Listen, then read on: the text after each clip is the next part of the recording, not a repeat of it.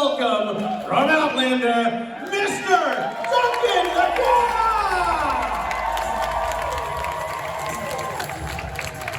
Hello, everyone.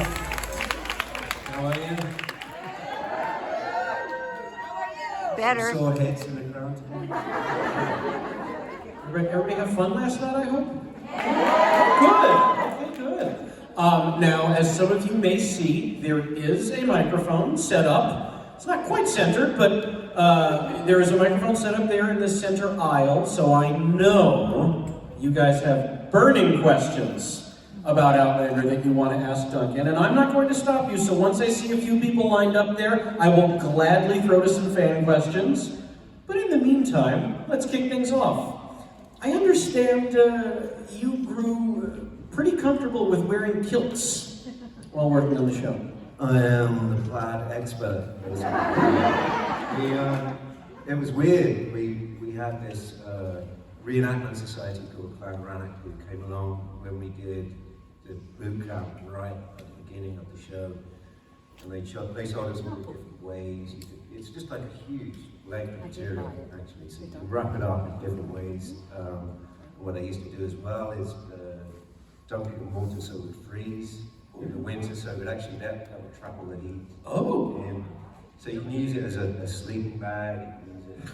There's different ways you can put it around to hang weapons off. So. Yeah. And I just picked the motorway, which was just like, I didn't like it over the shoulders, so just like wearing a big skirt. Oh, Motor skirt look. it sounds wonderful. I'm going to be honest with you. After watching you guys, it seems very comfortable, and you even preferred it for the battle stuff, right? Oh yeah, you want things to be loose. when you're sprinting towards some red coats, Yep. get them fully afraid. All right. You know what? I'm a fan, and I think I'm going to start wearing kilts. Yes. I see no reason not to. Liberating experience. Yeah. Okay, so for those of you who were at the panel yesterday, I'm going to sort of ask the same question I did, but I want a more in-depth answer this time. So, you mentioned Redcoats. As you know, seasons 4 and 5 are here in the American colonies. And I don't know if people can tell from the accent, you're not from Chicago? No. Okay. This is somewhere over the rainbow. So, what growing up, I know you were raised in the UK, yeah? Yeah. What do you guys are taught about the American colonies, if anything, over there? Does it come up at all? Well, yeah, it does. I mean, obviously it's part of UK history as well because we lost. Lost the colony. So I guess the Boston Tea Party is kind of you taught that. Okay. And there's so many when you're growing up in England, we got so many US films coming over. Sure. Especially when I was growing up, we had like just 3 TV channels, but like one of them in the afternoon, it would just show old black and white American movies. So you kind of get your history from that as well. Oh, all right. Yeah. Ones about Lincoln, and so we know a fair bit, but Okay. definitely the whole regulator storyline in North Carolina, I was completely unaware of. A lot of Americans were too, by the way. It's just fascinating to see where kind of geographically it kicked off, and the fact that it was, heavily influenced by the Scots who'd just gone through the same thing and had their whole culture kind of wiped out by the British Empire. So it's almost like it was their second pop of the cherry, It's the way I kind of look at it with Murto. Not only did he get a chance to fight for the people we know cares about, but it's kind of revenge as well. It's great. I love thinking about it that way now. It's going to really inform my rewatch. I see we have a brave soul. What is your question? What's your name? What's your question? Good morning. My name is Kathy. I'm from Minnesota. And so I know that this year on Outlander, I think this was the first season that they worked with an intimacy coordinator to help with some of the scenes.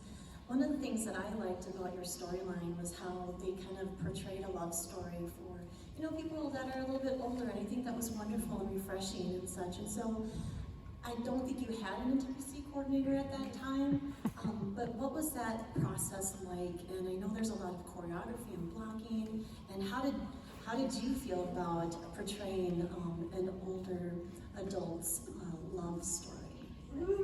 Yeah, I mean, I had done it once in the show before, if you remember, when they're in Paris, kind of as a fling with Suzette. So that was the very first time, you know, there was semi-nudity involved, and you're right, it was pre the time that we had the intimacy that was brought in. But it's just not what you would imagine, really. You get the whole crew. It's very technical. You know, you just lay there, and I'm always. It's just like having a sense of humor. Let it happen. And then to take this course. God, this is not going to Not making it easy on you. I'm just going to be cancelled. No. With Maria, though, it was, we just kind of discussed what we were both comfortable with before, especially more on her behalf. We kept it quite modest, really. It wasn't, you know, she was still fully clothed. It wasn't as racy as Paris. I was just there in my loincloth looking like a silver maned devil. To this day, I'm still mortified at the kind of Burt Reynolds pose I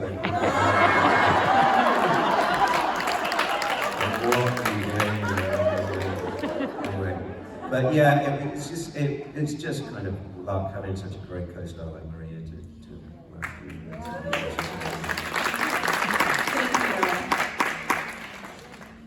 All right, next up, what's your name, what's your question? Terry. I'm from Chicago. And I'm wondering, I don't know a lot about your path for Outlander and your training. What advice would you have to a young, aspiring actor about training? You know, do you think it's important to go to like an acting conservatory or drama, or do you strike when iron's hot if you're booking roles? Like, how important do you think that classic theater training is?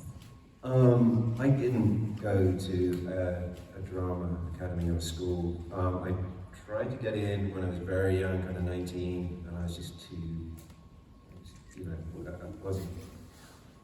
I think what you need to do originally is get up in front of an audience in local, you know, local dramatic societies, whatever, get as much experience as you can. But training is kind of, I think, I missed out on that because it took me, I think, a lot longer on the job. I mean, I trained as I worked, really.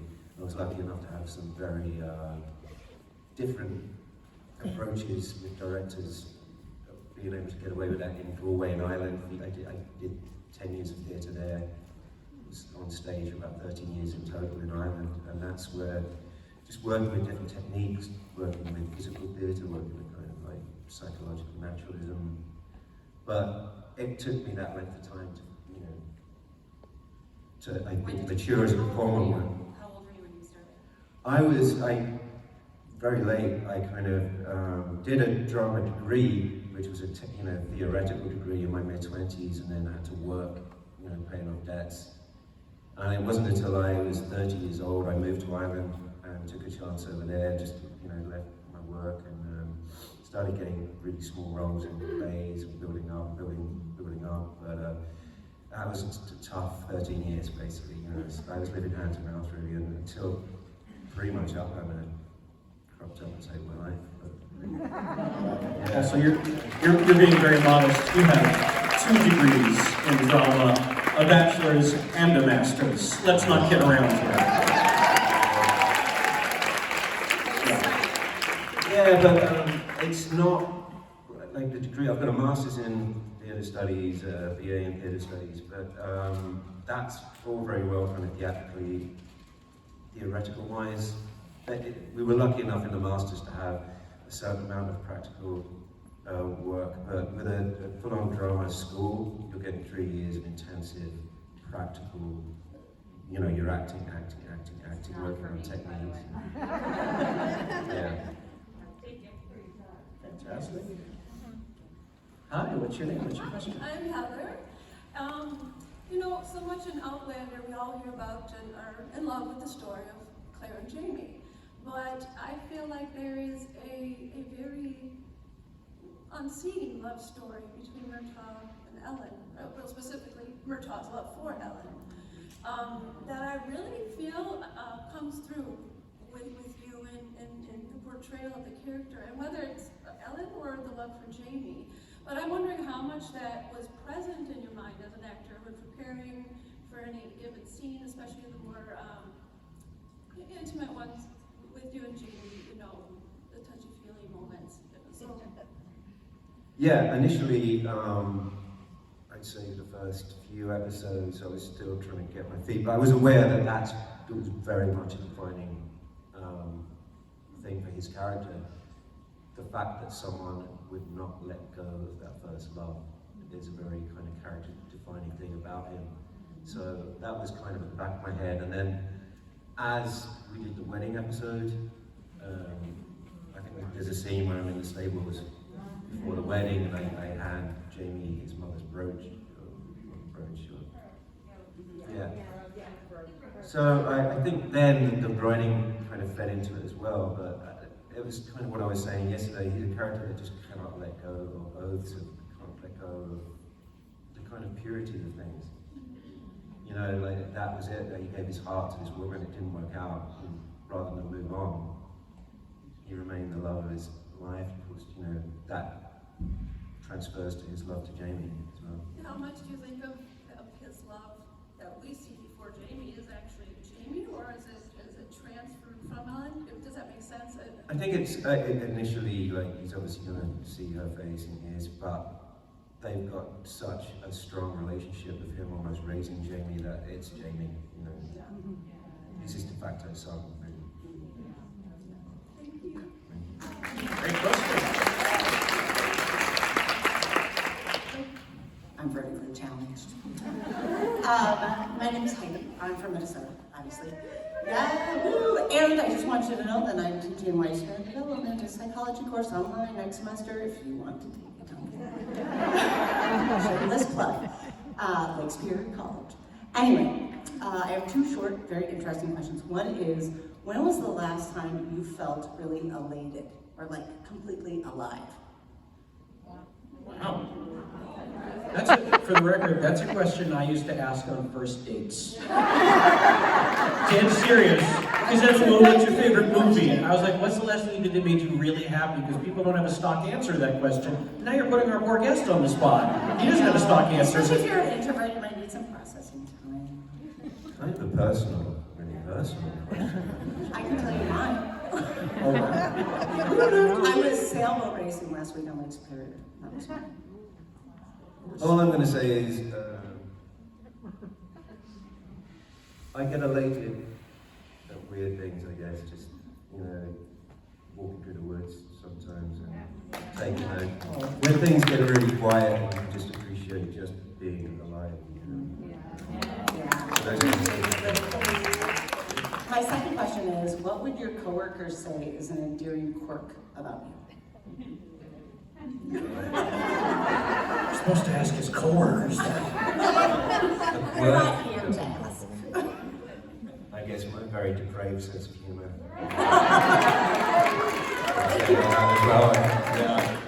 I think that runs pretty deep with all the cast on that show, right? You guys all Gary Lewis is something else. Just things he would come out with between scenes as the Laird of Leoch. Curl your toes, but no. Hi, yeah, come on, step right up. What's your name? What's your question? Hi, thank you for being here. My name is Cindy, I'm from Michigan. I think you might have kind of answered it, but part of my question was, like, how Outlander has changed your life as far as your acting career. Like, what was the moment where you found out that, you know, you landed this role? And then number two, so we can keep continuing to support you, what do you have on the playing field for the, you know, the next part of your career and so forth, so we can make sure that we keep following you. That's all. Yeah, I mean, it was just completely life-changing for me. I was living in a squalid little flat in Dublin. And I'd moved pretty much transitioned from theatre, and I was just starting to get very small parts in things like Vikings and about 3 seconds in Game of Thrones. Hang the Kingslayer! It's 3 more seconds than most people have. And then the audition came through, and I originally auditioned for Dougal's part. And that didn't work out. And then obviously they saw something in, or the casting agent saw something. Then they sent through Murder, and the character with description was, you know, very dark, hawkish-looking man who just like kind of hangs around in the background and doesn't say anything. I thought, yeah, I can do that. I can hang around in the background and say anything. That sounds like a sweet job. So I did that audition, and I was living in Dublin. I was under the impression that it was just some small Irish show that was going to be going down in Wicklow. Then my agent, Tom O'Sullivan, gave me a call and literally started up, Duncan, are you sitting down? And got the part, realised I had to move lock, stock and barrel to Scotland the next week. I was lucky that I didn't have much to move. Just a bin liner. So it was, yeah, I forgot the second part. It was about what's in the future, but wait, I have to follow up. You have said on the record that you credit your eyebrows. Yeah. As to how you got that job.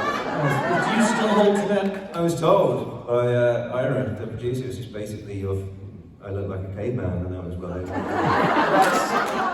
That's generally how people get parts. They have an image in their head of what the character looks like, and skill kind of goes out the window, which is why I got the job. Oh, I won't hear it.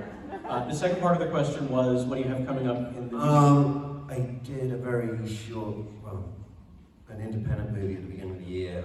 It's so independent, I'm not sure it's even coming out. So, but at the moment, I've got a new agent. I've got a work visa for the States now, so I'll be back over in LA in November, hunting for stardom. Yeah, but nothing's happening at the moment. Yeah. Get the moustache going. Well, if you need a place to stay in LA, I know William Shatner. I do not know him.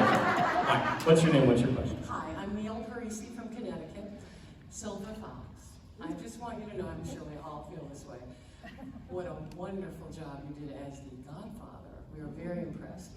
You're the best looking corpse I've ever seen. I was so impressed with the way you treated everyone as the Godfather. Of course, I am Italian in the Mafia, so it meant a lot to me. But my question is, if you could have changed one thing about Outlander, a character, a scene, maybe a co-worker, anything, a costume, what would you have changed, and why?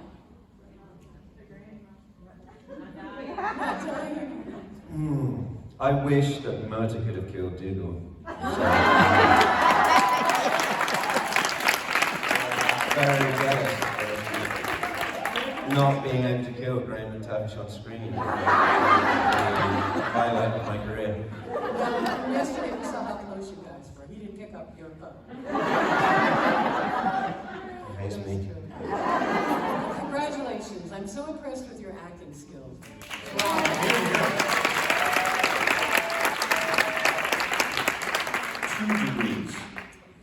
Hi Duncan, I'm Susan from Boston.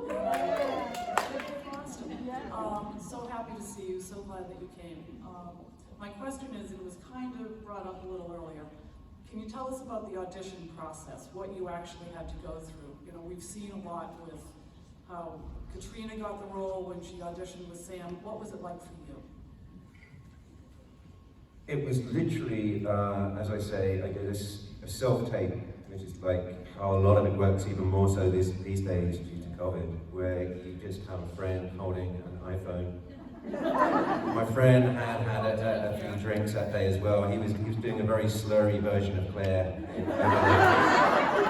And I think it was the scene at the gathering where Murta's kind of explaining to Claire what the story is with the plans, why Jamie has to swear an oath. So I did that scene just around my little bedsit in Dublin, sent it off, didn't think anything about it again, and got the part, which is very unusual. I didn't have to have any more callbacks or any meetings. It was just literally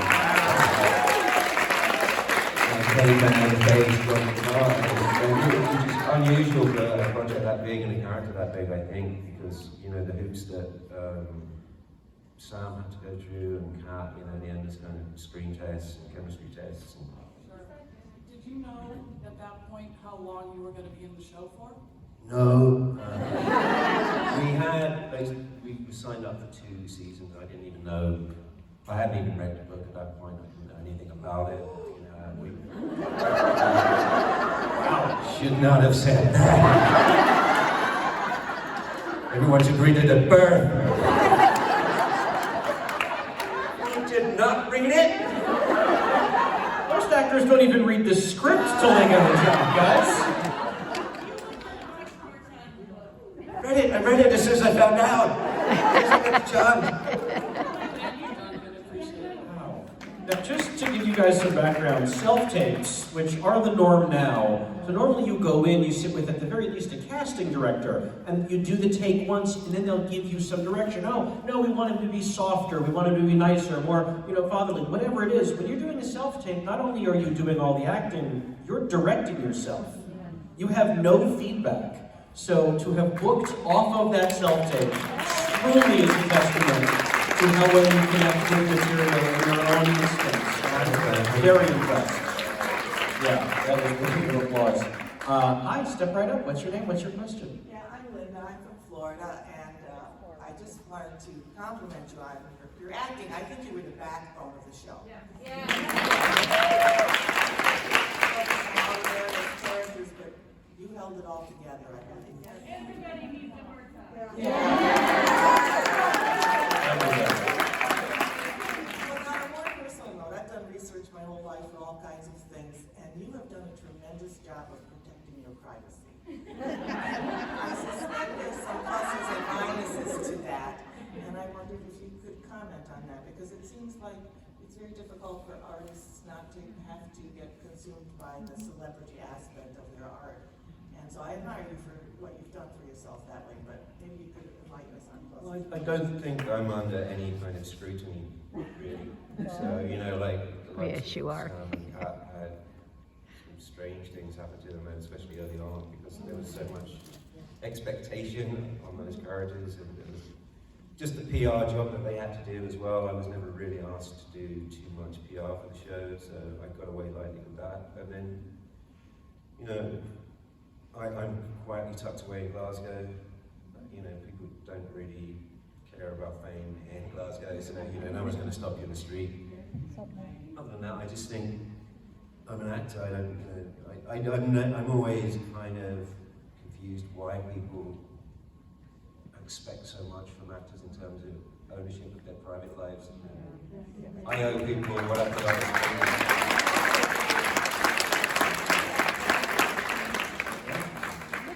Hi, come on up. What's your name? What's your question? Well, you know, you just opened yourself up to people hiding in bushes, right? Take a big steak with me. My name's Jessica. I'm from North Carolina. So some actors or actresses, when they do, you know, roles in period films or period shows, they sort of develop an affinity for it. You know, that becomes sort of their main genre. Would you say you developed any sort of affinity for doing like period pieces with Vikings and Game of Thrones and now? Yeah, I think that's also, I did quite a bit of Shakespeare in theatre as well. So, I mean, English or any classical theatre is by its very nature kind of period. So, very used to it, very used to kind of not even using my, I can't remember the last time I used my own accent in anything, which is always an extra strain. Someone just asked, what is your natural accent? It changes now all the time. I'm kind of like, I started off with quite a broad Cockney accent when I'm growing up. I'm from South East London, so every now and then it'll slip back to that, and I'm like, you know, no one can understand what I'm saying. But I think, you know, through acting, people develop a kind of neutral accent, just from stage work. So, but also if I'm in Glasgow, will oftentimes pretend I'm Scottish just to get a better reaction. They don't, you don't want to be a broad-speaking posh English speaking in going into a bar in Glasgow. Let's put it that way. So. And you have to be very good, because I bet they would pick up on any little inconsistency. Yeah. Well, it's great. I mean, it takes me a while to tune into an accent, but if you're living around it all the time, it's easier. There you go. I just wanted to share one final footnote. So for those of you that don't know, in North Carolina, where this season is set, there's a big Scottish population, and they have the Highland Games once a year. So if you've not been Western North Carolina once a year, the Highland Games. There you go. Free advertising. Hi, my name is Karen. I'm from Ponchatoula, Louisiana, a little town just north of New Orleans. And I know Mr. McTavish drug you to New Orleans for Mardi Gras. And my question is, in the books, when Claire and Jamie meet Aunt Jocasta, Claire has a mental note of, I bet she looked like Ellen. It looks like she may have had red hair. What do you think his love for Ellen was transferred onto Jocasta, or was he loving Jocasta for herself? Yeah, I mean, I did think about that a lot. I mean, they're obviously going to look alike, so that's going to kindle something, but I definitely think they were really old friends. And I think that spark of passion took them both by surprise, the way it was written, you know. It's definitely a little part of it, that connection to Ellen, but I think it's mainly he unexpectedly really falls in love with Jocasta. You know. She's such a strong, vibrant woman. Yeah, I think it's Jocasta all the way.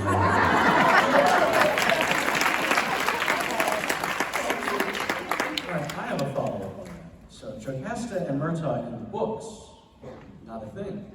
So how does that conversation get brought to you where, hey, this is going to be a thing? I had a phone call from Matt, pretty much the de facto showrunner now, because Ron's kind of stepped away to do all these amazing other projects. And he usually gives you a kind of a broad outline at the beginning of each season, what's going to happen. The main thing is like, you're going to die this season. But the idea that they would get together, it was just kind of, it surprised me actually, because I never thought that we would go that way with Murtaugh, that there wouldn't be a romance, but it was so much more fun to play. And my favourite scenes in the whole show I did with Maria, you know, I must say.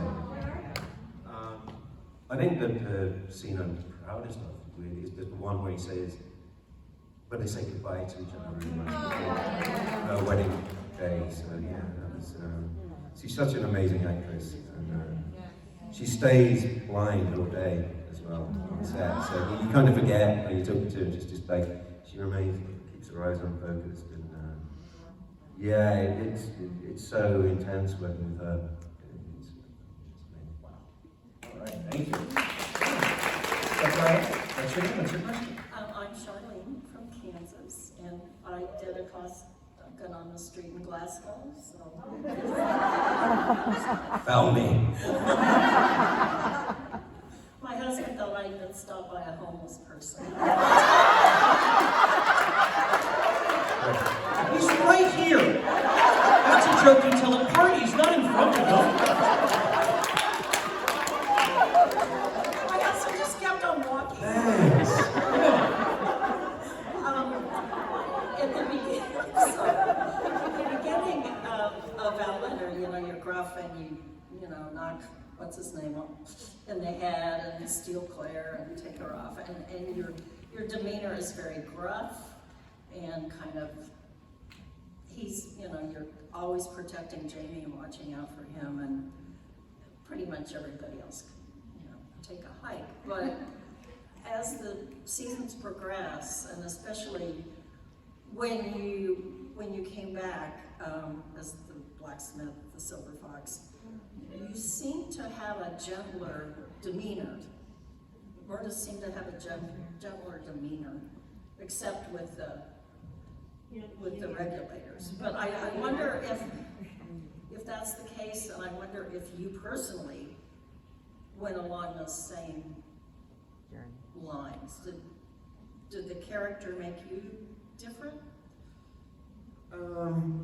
I think initially the gruffness, that was my kind of first broad strokes on the character. And initially they didn't want him to ever smile. That was some of the production notes, and I thought, you just can't play a character that one-dimensional. You know? So as the writing got a bit better I think it was kind of that wedding scene I did, they saw that I could act and bring more dimensions to the character, so they started writing more for me, which was great. No, I don't. They do go down to your skin. I mean, I did develop a scowl the first couple of years walking around Glasgow, and I can get rid of it. I've got increased lines on my face thanks to Melody. I think. You inevitably get under your skin. I think I got a bit more confidence off the back of the matter as well, in the way I deal with things, a bit more direct approach to solving problems. As for him getting or mellowing out, I don't know. I didn't consciously make that effort. It's just how he developed. It was cool.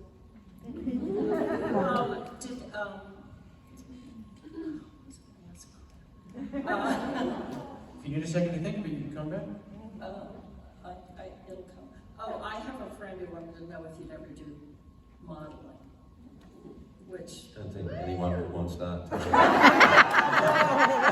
have a line of rags for the homeless. Maybe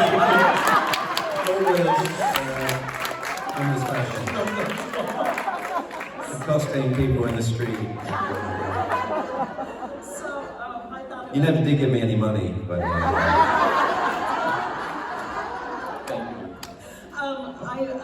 All right, last one. Okay. My favorite episode in the first few seasons was Rent.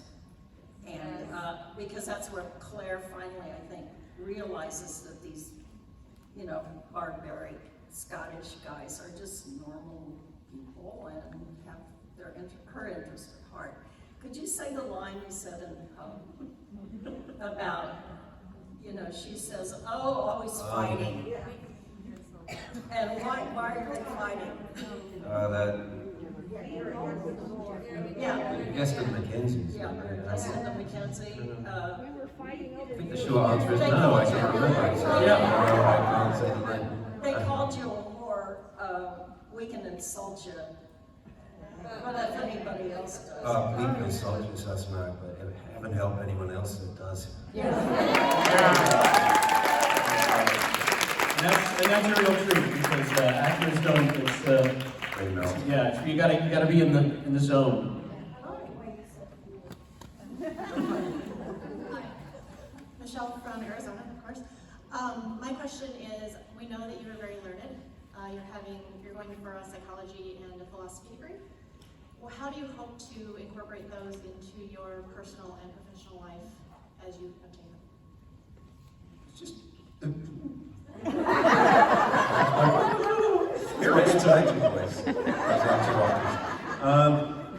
I just always wanted to study those subjects, so it's just personal kind of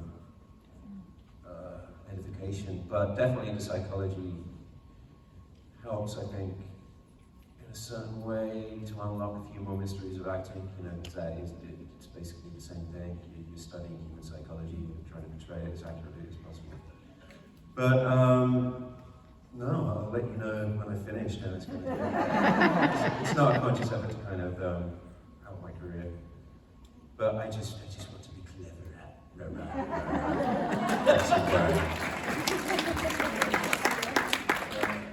Step right up.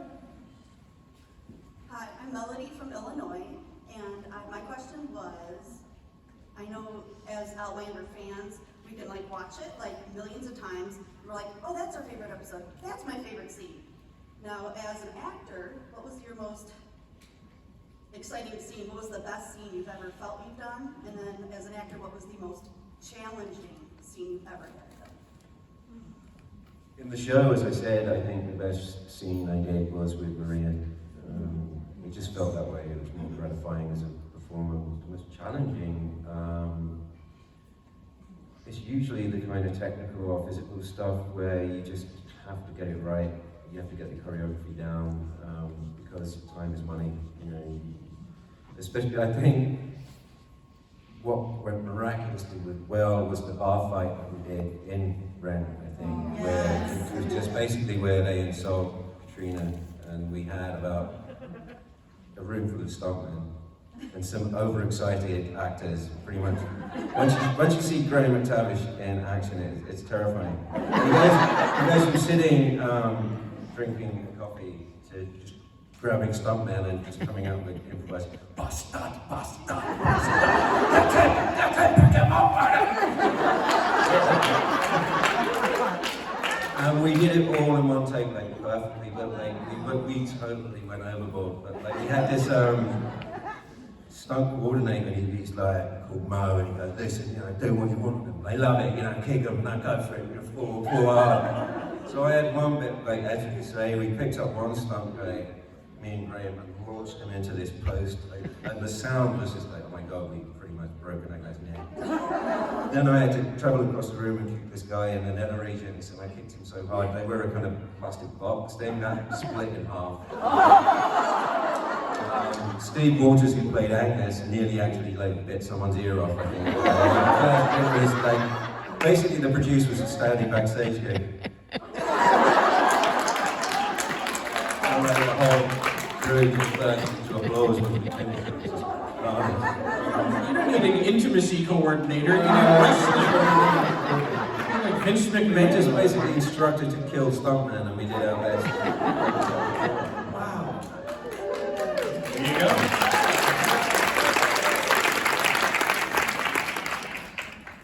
Hi, I'm Heidi. I'm back. I thought of another question. So, well, two actually. What was the favorite part of your costume, like of any of the seasons? I miss my old leather jerkin. Yeah, a real old leather waistcoat. Yeah. You didn't take it, did you? No. All the other actors seem to get away with like nothing. I still got a little bit of tartan I had in the prison. That's good. And then, you know, some of us I think have done some local like acting. How do you memorize your lines? I'm worse than Sam, really. I read the script once, so I know, and then I just mull it over, and then I have so much time, especially in the later seasons, in the morning in the chair. I only memorize them on the day, because I think my personal approach is you start saying them in your head a certain way, and then it's hard to stop doing that. You know, you want to kind of surprise yourself or gauge when you're actually on set, in the scene, the rhythm of it, how... Like match the energy of the action. Because you're reacting to the other person basically, so it will change. You don't want to get too set, you know. Probably the script coordinator didn't like that approach, because I would kind of, you know, make up stuff myself sometimes. Yeah, weren't you not supposed to ad-lib, but you always tried to ad-lib? Like, in some scenes? Well, I'm getting too old for this, was ad-libbed. We took that from Lethal Weapon. I thought, yeah, well, let's actually make it matter. That was my homage to Danny Glover. Well done. I think you two gals might be your last two, because we're running a little short on time. My name is Cheryl. I'm from Saskatchewan, Canada. Yay. Tough room. Anyway, my question is that over the weekend I've witnessed a lot of fangirling moments, and I was just wondering if you ever had a fangirl moment, or if you haven't, who would you fangirl over? Like, you really want to meet that person? I had a bit of a fangirl moment with Lou Ferrigno yesterday. Sitting signing next to me, I was like, you just remember watching Incredible Hulk as a kid, you know, that haunting music at the end, he was playing along with the cry, but he was such a kind of childhood hero, so that was weird. But no, I think the more you get into the industry, the more It's like, sometimes it's never meet your heroes, and kind of the spark goes out, that kind of thing. But ultimately, and he's already passed away, but Marlon Brando would have been my, I probably would have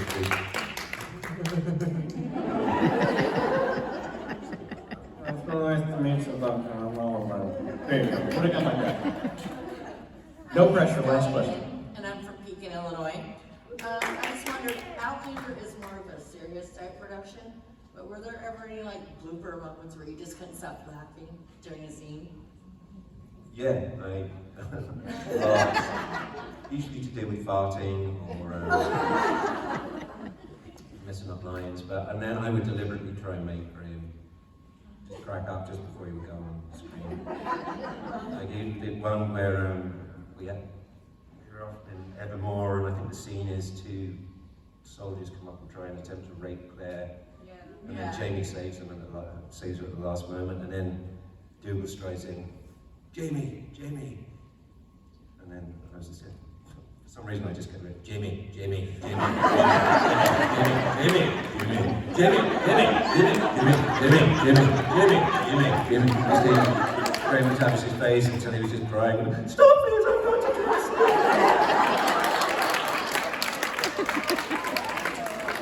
Any funny scenes with Sam that you guys might have flubbed up or anything? Lines? There was one, I was such a pain. The scene is, usually you can get away with it. If you flub a line, you just start the sentence again, and they can edit, because you get so much coverage. But this was, I had to ride up, get off the horse, one shot, walk across the field of battle towards Jamie and Claire and say, well, the redcoats are at this so-and-so place. And I just could not get this word out. And every cut I had to get back on the horse again.